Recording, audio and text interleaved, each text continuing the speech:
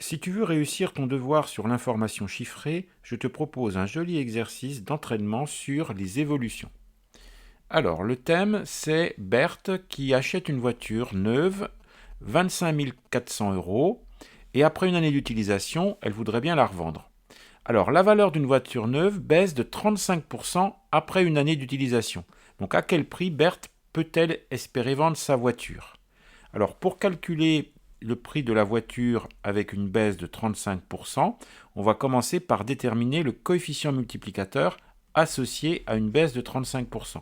Pour trouver ce coefficient multiplicateur, tu fais 1 moins 35 centièmes, puisque c'est 35% la baisse, et tu obtiens 0,65.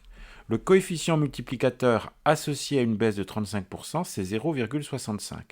Donc maintenant, pour calculer le prix de la voiture de Berthe après la baisse de 35%, tu fais 25 400, le prix qu'elle a payé la voiture, multiplié par le coefficient multiplicateur qu'on vient de déterminer. Et quand tu fais ça, tu prends ta calculette pour le faire, ça te fait 16 510 euros. Donc, après un an, Berthe peut espérer vendre sa voiture 16 510 euros. Question 2. Alors, la baisse est importante, donc Berthe, elle décide de garder sa voiture.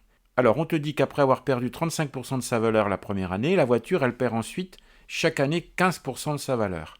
Et Berthe, elle va garder sa voiture pendant 5 ans. Question petit a. Donner l'évolution en pourcentage du prix d'une voiture après 5 ans d'utilisation. Alors, on va calculer le coefficient multiplicateur associé à une baisse de 35%, suivi de 4 baisses consécutives de 15%. Le coefficient multiplicateur d'une baisse de 35%, on l'a déjà ici. On va maintenant calculer le coefficient multiplicateur associé à une baisse de 15%, donc c'est 1 moins 15 sur 100, ce qui nous fait 0,85. Le coefficient multiplicateur associé à l'évolution sur les 5 années, ça va être la baisse la première année de 35%. Donc le coefficient multiplicateur, c'est 0,65. Ensuite, la deuxième année, il y a une baisse de 15%. Donc on multiplie par le coefficient multiplicateur associé à la baisse de 15%. Et puis, pareil l'année suivante, encore pareil l'année suivante, et enfin, une quatrième fois, une baisse de 15%. Le coefficient multiplicateur associé à l'évolution sur les 5 ans, c'est le produit des coefficients multiplicateurs. On prend sa calculette pour faire ça et on obtient environ 0,34. Alors ça, c'est le coefficient multiplicateur.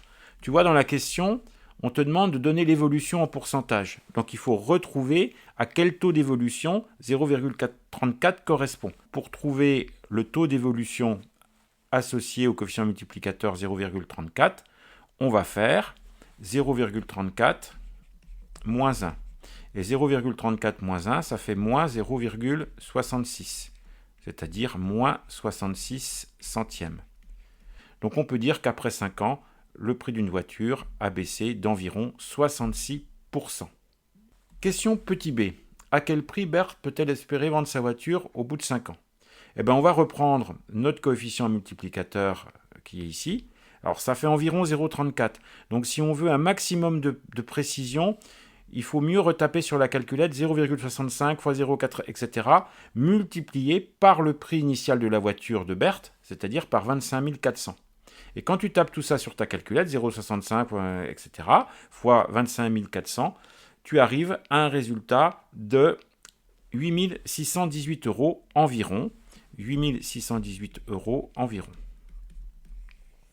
Donc après 5 ans, Berthe peut espérer vendre sa voiture à ce prix-là. Troisième question. Finalement, lorsque Berthe vend sa voiture, elle la vend 7 300 euros. Quel est le pourcentage de perte de la valeur de la voiture de Berthe entre la valeur d'achat et la valeur à la revente? Donc pour répondre à cette question, on calcule le taux d'évolution. Donc le taux d'évolution, ici on avait une valeur initiale qui était égale à 25 400, c'était le prix de la voiture au départ de Berthe. On a une valeur finale qui est égale à 7 300. Donc pour calculer le taux d'évolution, qu'est-ce qu'on fait? On fait valeur finale moins valeur initiale divisé par valeur initiale. C'est-à-dire qu'on va calculer 7 300 moins 25 400 et on divise par 25 400. Ça va nous donner le taux d'évolution. Quand on fait ça avec sa calculette, on obtient environ moins 0,71.